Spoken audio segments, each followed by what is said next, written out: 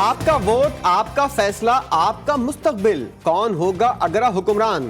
سیاسی جماعتوں کا بڑا امتحان۔ عام انتخابات 2024 کے لیے ووٹنگ آج ہوگی۔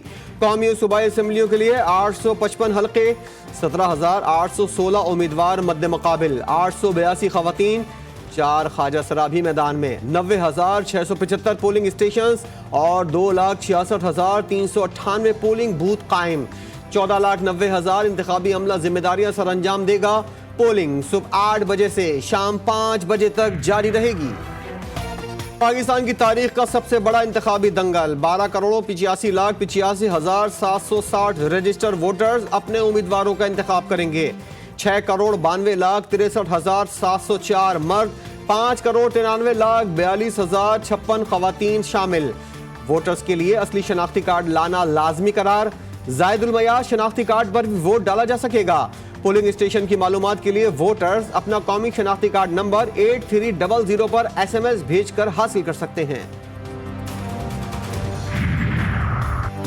بڑے انتخابی دنگل کے لیے بڑے سیکیورٹی انتظامات۔ ملک بھر میں 5 لاکھ اہلکار سیکیورٹی کی ذمہ داری سنبھالیں گے۔ پولیس پہلے درجے پر، پھر پیراملٹری فورسز اور آخری درجے میں پاک فوج بطور کوئک رسپانس فورس ذمہ داری نبھائے گی۔ پورے پاکستان میں 90,675 پولنگ اسٹیشنز قائم کیے گئے ہیں۔ 27,628 حساس اور 18,437 انتہائی حساس پولنگ اسٹیشنز ہیں۔ چیف الیکشن کمشنر کی زیر صدارت اہم اجلاس۔ انتخابی سامان کی ترسیل آج رات تک مکمل کر لی جائے گی۔ شرکاء کو بریفنگ۔ چیف الیکشن کمشنر کا انتخابات کی تیاریوں پر اظہار اطمینان۔ چاروں صوبائی الیکشن کمشنرز کو الرٹ رہنے کی ہدایت۔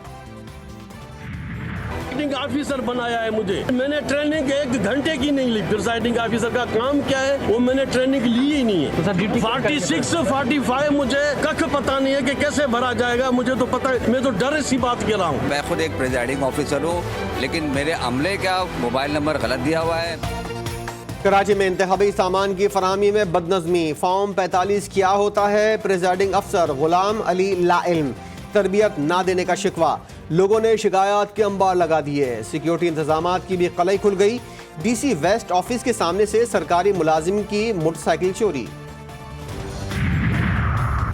انتخابات میں دھاندلی سے متعلق درخواستیں جمع کروانے کی SOP جاری۔ الیکشن کمیشن سیکریٹریٹ 10 اور 11 فروری کو بھی کھلا رہے گا۔ ترجمان الیکشن کمیشن کا کہنا ہے ووٹوں کی دوبارہ گنتی سے متعلق درخواستیں دفتری اوقات کار میں وصول کی جائیں گی۔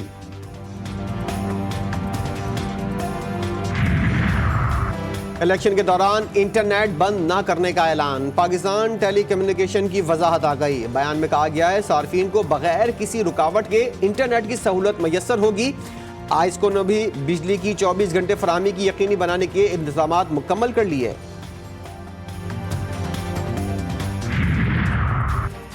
آج ہوگا بڑا سیاسی دنگل۔ NA 130 میں نواز شریف کا مقابلہ PTI کی نامزد امیدوار ڈاکٹر یاسمین راشد سے ہوگا۔ بلاول بھٹو اور راشد سومرو مد مقابل۔ آصف زرداری اور آزاد امیدوار سردار شیر محمد رند آمنے سامنے۔ مولانا فضل الرحمان اور علی امین گنڈا پور مد مقابل۔ جماعت اسلامی کے لیاقت بلوچ اور شہباز شریف کے درمیان کانٹے کا مقابلہ متوقع۔ کراچی کے NA 246 میں حافظ نعیم الرحمان اور امین الحق کے درمیان میدان لگے گا۔ ڈاکٹر فاروق ستار اور PTI کے حمایت یافتہ آزاد امیدوار خرم شیر زمان میں بھی زور آزمائی ہوگی۔ ٹھپے پہ ٹھپا، ٹھپے پہ شیر کے نعرے۔ شریف برادران اپنی ہی پارٹی کو ووٹ دینے سے محروم۔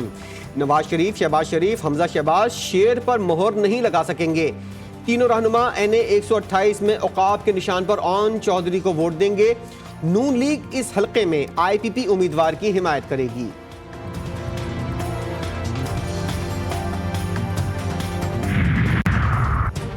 پٹیالہ جیل کے قیدیوں نے اپنا حق رائے دہی استعمال کر لیا۔ بانی PTI اور شیخ رشید نے اپنے اپنے ووٹ کاسٹ کر دیے۔ شاہ محمود قریشی اور چودھری پرویز الہی کا ووٹ کاسٹ نہ ہو سکا۔ بشرا بی بی کا بھی ووٹ کاسٹ نہیں ہو سکا۔ مجموعی طور پر 20 قیدیوں نے اپنا ووٹ کاسٹ کیا۔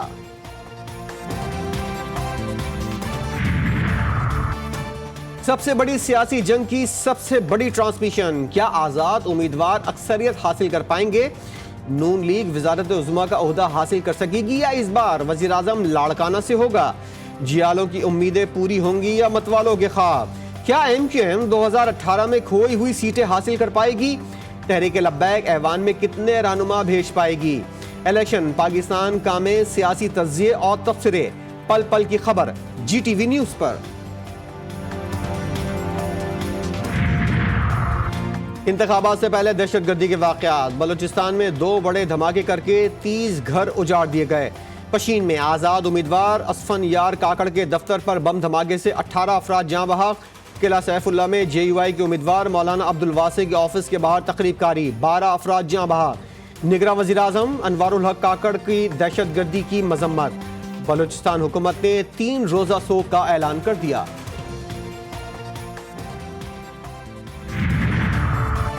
چمن میں بھی دہشت گردی کی کوشش ناکام، جمعیت علماء اسلام کے مرکزی رہنما کے قافلے پر فائرنگ، حملے میں جے یو آئی رہنما حافظ حمداللہ محفوظ رہے۔ حملہ کوئٹہ جاتے ہوئے میزئی اڈے کے پاس ہوا۔ کراچی کے علاقے گلشن اقبال لیمو گوٹ میں دستی بم کا دھماکہ، ملزم ہلاک، 1 بچہ جاں بحق، دوسرا زخمی۔ مرنے والا شخص ہینڈ گرنیڈ لے کر گھوم رہا تھا جو ہاتھ میں ہی پھٹ گیا۔ پولیس نے مزید تحقیقات شروع کر دیں۔ پنجاب میں نمونیا نے مزید 10 گھروں کے چراغ گل کر دیے۔ لاہور میں 2 کمسن جاں بحق، صوبے میں اموات 329 ہو گئیں، 21,687 کیسز رپورٹ۔ غزہ میں شہداء کی تعداد 27,500 سے بڑھ گئی، مختلف فورسز سے غزہ میں جنگ بندی کی کوششیں جاری، حماس نے بھی جنگ بندی کے لیے تجاویز پیش کر دیں۔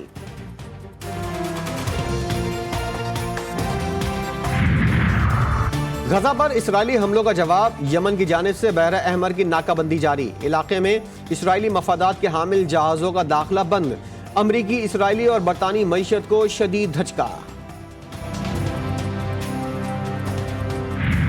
ترلا مکان سے طلب ہوئی سوئے منتہا وہ چلے نبی، رحمتوں اور فضیلتوں بھری رات شب معراج آج عقیدت اور احترام سے منائی جا رہی ہے۔ شب معراج جب اللہ رب العزت نے اپنے حبیب حضرت محمد مصطفیٰ صلی اللہ علیہ وآلہ وسلم کو معراج کا شرف عطا کیا اور 5 نمازوں کا تحفہ دیا، مساجد میں خصوصی عبادات اور روح پرور محافل کا انعقاد۔ 27 رجب کی شب محبوب رب العالیٰ امام الانبیاء حضرت محمد مصطفیٰ صلی اللہ علیہ وآلہ وسلم نے دیدار ذات حق کیا، مسجد الحرام سے مسجد اقصیٰ پھر 7ویں آسمان کی سیر کرتے ہوئے آپ محبوب خدا تک پہنچے۔ شب معراج کی خصوصی نشریات دیکھیے 1:05 پر جی ٹی وی نیوز پر۔ اور 27 رجب المرجب شب معراج النبی صلی اللہ علیہ وآلہ وسلم کے ساتھ یوم بعثت بھی ہے۔ بعثت کے وقت آپ صلی اللہ علیہ وآلہ وسلم کے حیات مبارکہ 40 برس تھی۔ آپ صلی اللہ علیہ وآلہ وسلم غار حرا میں خدا سے راز و نیاز میں مشغول تھے۔ یہ روز مسلمانوں کے لیے نہایت خوشی کا دن ہے اور عید مبعث کے نام سے مشہور ہے۔